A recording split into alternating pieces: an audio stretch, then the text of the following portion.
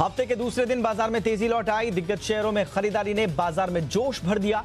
Global markets में बढ़त का असर भी भारतीय बाजारों पर नजर आया। आज सेंसेक्स 288 और निफ्टी 82 अंक चढ़कर बंद हुए। निफ्टी 11,500 के ऊपर बंद होने में कामयाब रहा। फार्मा, बैंकिंग और एफएमसीजी शेयरों में भी तेजी देखी गई। अब बाजार की नजरें अमेरिकी फेडरल रिजर्व की बैठक पर है, जो कल देर रात खत्म होगी। केंद्र सरकार ने प्याज एक्सपोर्ट पर तत्काल प्रभाव से रोक लगा दी है। प्याज की कीमतों में बढ़ोतरी शुरू होने के बाद यह फैसला लिया गया है। आपको बता दें कि रिटेल में प्याज के भाव 40 रुपए से 50 रुपए प्रति किलो तक पहुंच गए हैं।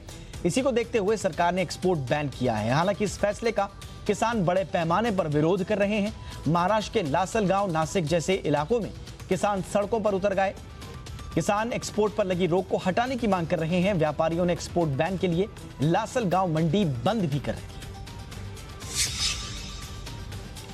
टोयोटा मोटर्स ने कहा है कि वो अब भारत में एक्सपेंशन नहीं करेगी। इसके लिए टोयोटा ने ज्यादा टैक्स को जिम्मेदार बताया है। कंपनी ने इस कदम से पीएम नरेंद्र मोदी के विदेशी निवेशकों को रिझाने के प्रयासों को झटका लग सकता है। टोयोटा किर्लोस्कर के वाइस चेयरमैन शेखर विश्वनाथन का कहना है कि सरकार ने कारों और मोटर बाइक पर ज्यादा टैक्स लगा रखा है। इससे वाहनों का प्रोडक्शन बढ़ाना मुश्किल हो रहा है। ज्यादा टैक्स के कारण कारें उपभोक्ता की पहुंच से बाहर हो रही हैं। जीएसटी चोरी के मामले में जी बिजनेस की खबर का बड़ा असर हुआ है। जी बिजनेस ने खबर दिखाई थी कि कैसे चार्टर्ड अकाउंटेंट पिता पुत्र ने फर्जी ट्रेडिंग कंपनियां बनाकर करोड़ों रुपए के जीएसटी की चोरी कर दी। अब चार्टर्ड अकाउंटेंट्स की सबसे बड़ी संस्था आईसीएआई यानी institute of chartered accountants of India ने पूरे मामले पर जीएसटी विभाग से जानकारी मांगी है, ताकि फ्रॉड करने वाले चार्टर्ड अकाउंटेंट्स पर एक्शन लिया जा सके। एशियाई विकास बैंक ने चालू वित्त वर्ष यानी 2020-21 में भारतीय अर्थव्यवस्था के 9% की गिरावट का अनुमान जाहिर किया है। एडीबी की ओर से जारी एशियाई विकास परिदृश्य में कहा गया है कि भारत में कोरोना वायरस की वजह से आर्थिक गतिविधियां बुरी तरह से प्रभावित हुई हैं। इसका असर कंज्यूमर सेंटिमेंट पर भी पड़ा है। इसके चलते चालू वित्त वर्ष में जीडीपी में 9% की गिरावट आएगी। हालांकि एडीबी का अनुमान है कि अगले वित्त वर्ष यानी कि 2021-22 में भारतीय अर्थव्यवस्था में बड़ा उछाल भी आएगा। एडीबी ने कहा है कि अगले वित्त वर्ष में भारत की आर्थिक वृद्धि दर 8% होगी।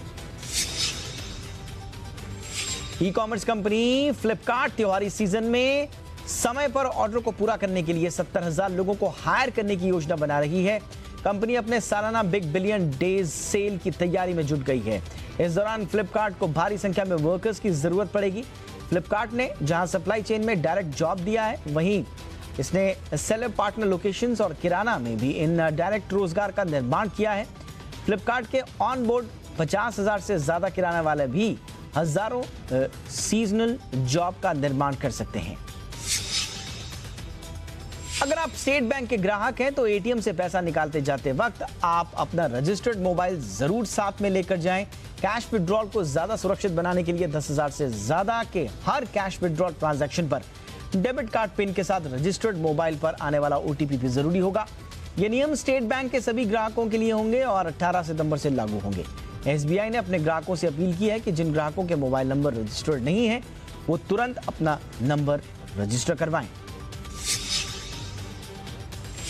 YouTube ने अपने भारतीय यूजर्स के लिए short video making platform shorts को लॉन्च कर दिया है।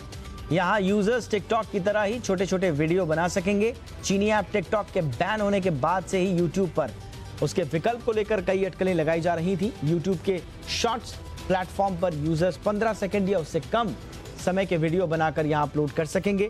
वीडियो शूट और एडिट करने के लिए यहां कई तरह के टूल्स भी मिलेंगे और इसके अलावा यूजर्स के पास वीडियो की एडिटिंग करके उसे YouTube के लाइसेंस वाले गानों को जोड़ने की अनुमति भी दी जाएगी।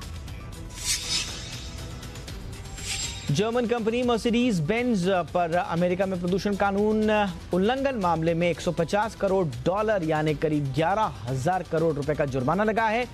कंपनी ने करीब 2.5 लाख डीजल कारों और वैन्स में प्रतिबंधित सॉफ्टवेयर लगाया। इस सॉफ्टवेयर के जरिए पॉल्यूशन में चीटिंग की गई। यह अमेरिका की क्लीन एयर एक्ट के खिलाफ है। मर्सिडीज से पहले फॉक्सवैगन और फिएट जैसी कंपनियों पर भी प्रदूषण कानून तोड़ने का जुर्माना लग चुका है। टेलीकॉम रेगुलेटर ट्राई की ओर से ओटीपी प्लेटफॉर्म्स को बड़ी राहत मिली है। ट्राई के नियमों के मुताबिक Z5, अमेजॉन और नेटफ्लिक्स जैसे ऐप्स को रेगुलेट करने के लिए गाइडलाइंस की जरूरत नहीं पड़ेगी। ऐसे में ट्राई की तरफ से OTT प्लेटफॉर्म्स के लिए फिलहाल रेगुलेटरी फ्रेमवर्क नहीं बनाया जाएगा। ट्राई ने कहा कि अगर भविष्य में इसकी जरूरत महसूस होती है तब जाकर रेगुलेटरी फ्रेमवर्क बनाने को लेकर सोचा जाएगा।